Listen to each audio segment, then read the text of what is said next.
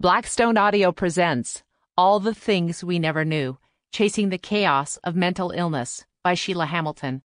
This book is read by Sheila Hamilton. To Sophie, whose willingness to accept things as they are allowed us all to move forward.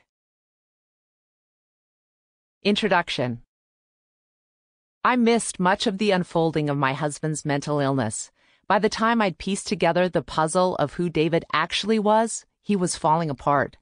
My once brilliant, intense, and passionate partner was dead within 6 weeks of a formal diagnosis of bipolar disorder, leaving my 9-year-old daughter and me without so much as a note to understand his decision. He'd left us hundreds of thousands of dollars in debt and with no plan for helping us recover from the profound grief of his suicide. David's employees never called to tell me he wasn't showing up at the job sites where his company was remodeling high-end residences and commercial businesses. By the time David experienced his first full-blown manic episode, we'd already been keeping separate bank accounts and separate lives. He isolated himself from me with lies and infidelity.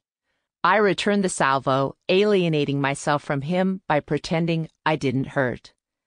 David's parents may have known about his struggle with mental illness, but they never let on. Mental illness, unlike breast cancer, isn't celebrated with big marches or pink ribbons. The stigma is stifling, and it prevents most people from seeking help. David refused to accept the label of bipolar disorder. He could not imagine a life of medications and therapy, which had helped him so little. David's path is not unique. Suicide is now the 10th most common cause of death for men and women. Every 13 minutes, another American dies from suicide. What could we have done differently? What should we have known?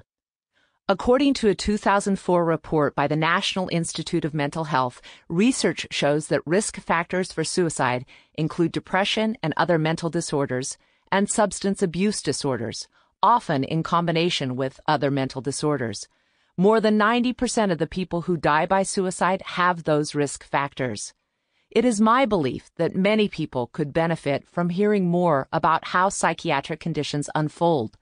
In the years, months, and days leading up to David's death, I didn't classify him as mentally ill. I missed many signs. I ignored others, believing it could get better. And I scrambled as the world came crashing down around us just to maintain my own sanity and the health of my daughter. Our daughter celebrates her birthday each June.